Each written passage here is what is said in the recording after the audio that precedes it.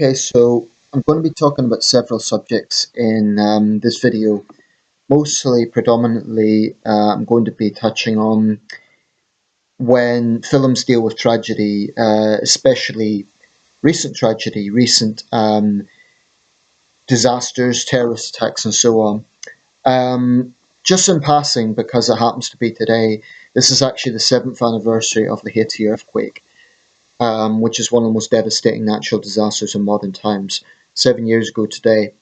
Um, and being the poorest country in the Western Hemisphere, I'd imagine it would take a very, very long time for those people to rebuild their lives. Anywhere from 100,000 to 300,000 people perished. Thousands more made homeless. Massive damage on the island. At least that part of the island, I should say, the Dominican Republic actually escaped relatively unscathed from that disaster. But I just mention it in passing because this video is about disasters and so on. That was 7 years ago today. So I checked out the trailer for the new film Patriot Day. It stars Mark Wahlberg and it's about the Boston Marathon bombing. I actually came across it through this magazine, Empire. It's Empire Cinemas here in the UK. I don't know what country the chain is from, but anyway, they always have this free magazine, which is a good write-up of whatever films are around.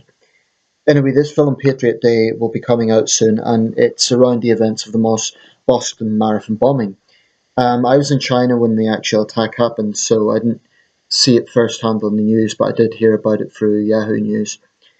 Um, I've sort of mixed views on this. On one hand, I think Mark Wahlberg's a very good actor. He's very good at playing those sort of gritty, down-to-earth roles, often playing working-class type roles. Like the working-class tough guy is the way I would sum up a lot of his films. But he's very good at it. He was very good in The Fighter.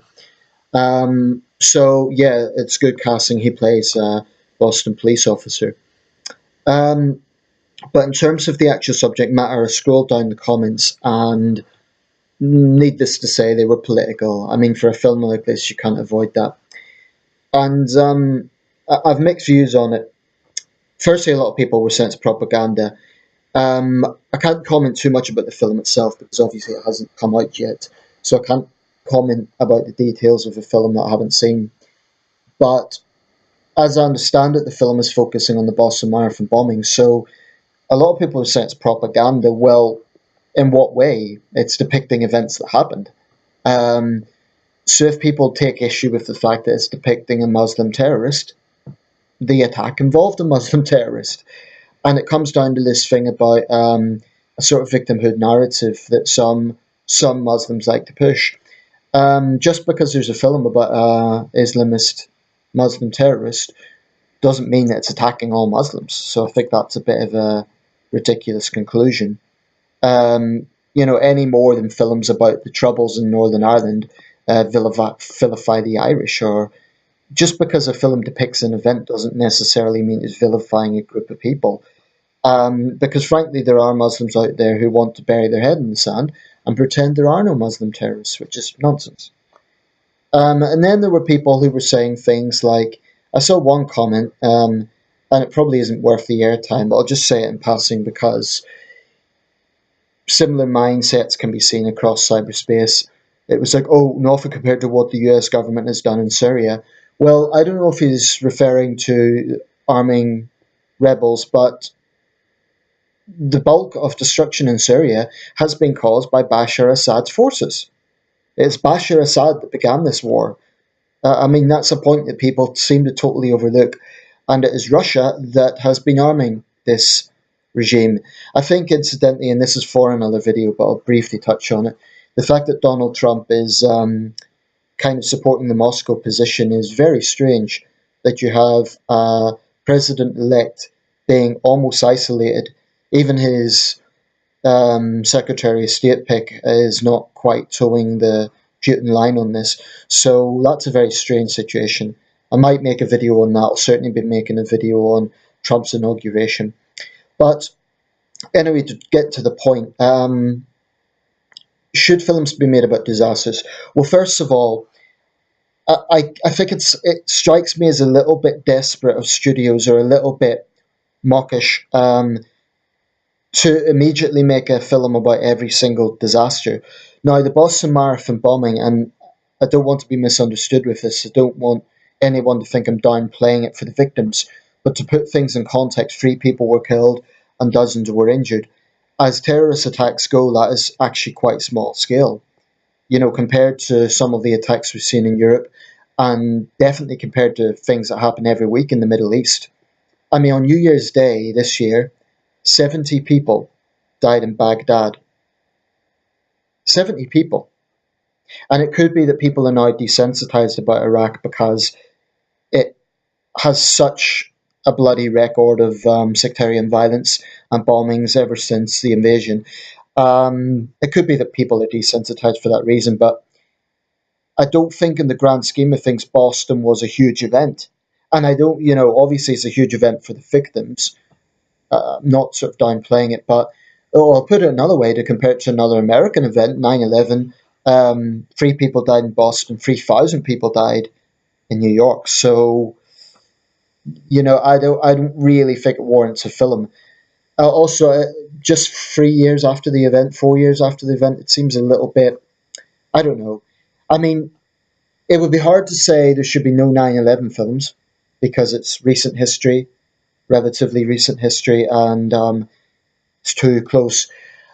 But sometimes it just seems a little bit like coming on top of a disaster. I don't know. I can definitely understand why people are cynical.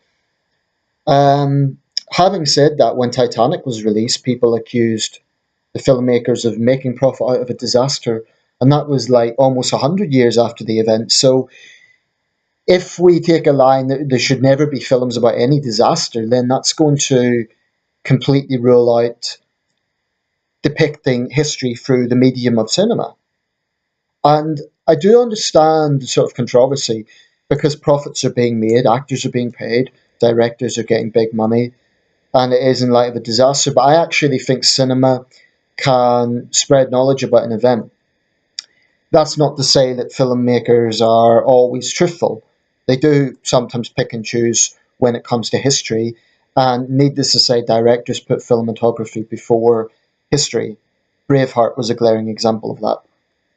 Um, so I don't agree that there should never be films made about disasters. I just don't think that's realistic. Um, because if you really came down to it, if there was no films about human tragedy, that would limit cinema to comedies and romance. And the fact of the matter is, some of the most powerful films are films about tragic events. So the medium of film can be very, very powerful. Um, so I don't agree that there should be no films made about it, but it can seem a little bit crass if there's a film made about every disaster, because then it seems to be like it's sort of becoming a marketing thing or an industrial thing. Um, I can understand films made about exceptional disasters, such as, say, Hurricane Katrina or 9/11, as they were exceptional disasters. But the Boston bombing is another terrorist attack, film made about it. So what, is there going to be a film made about the San Bernardino attacks? Is there going to be a film made about the Orlando attacks? It just seems a little bit almost tacky. And like I say, I haven't seen the film. It might be, I'm sure it's going to be a powerful drama. Um, but people need to understand that when events happen, it's a bit like in the world of literature. Some people say an author shouldn't write about an event if he or she hasn't personally experienced it. And I'm acutely aware of that. I've written a series of short stories. Now, one of my short stories is set in the backdrop of the Cultural Revolution in China. And I haven't had it sent to a publisher yet, but I know that when I do, there will be critics. And those critics will probably say, oh, this guy isn't Chinese. This guy didn't live in the 1960s. This guy wasn't there. But if you rule out that, if you say that directors can never talk about things they didn't personally experience, or writers can never write about things they never personally experienced, then the whole medium of putting that into either film or into print is just going to be wiped out. And then we're going to have a situation where, how do we record our history? Film is actually part of recording history, and although it's semi-fictional, that's what it is. Um, 100 years ago, people had to rely on newspapers and photography, which was relatively, certainly more primitive than it is today. I wouldn't say rare because by the 20th century it's definitely become more commonplace, but I think so. That would be one argument in favour of having films about disasters, that they keep history alive, that these things aren't forgotten. And in a way, that's a good thing because when we know about evil, it's a way to address it in some ways. I mean, if there was a film made about the war in Syria, I think that would actually be, I would strongly support it, depending on what angle it took, of course. I mean, of course, that would be accused of being propaganda, but an event as monumental as the war in Syria, there has to be films made about it because something that big, something that has affected millions of lives, in my view, the medium of cinema can actually be a way of recording that history. I do believe film serves that purpose. I mean, look at the number of films made around the Vietnam War, and yet there's been very few films made about the Iran-Iraq War, at least not in the West. I don't know about Persian cinema.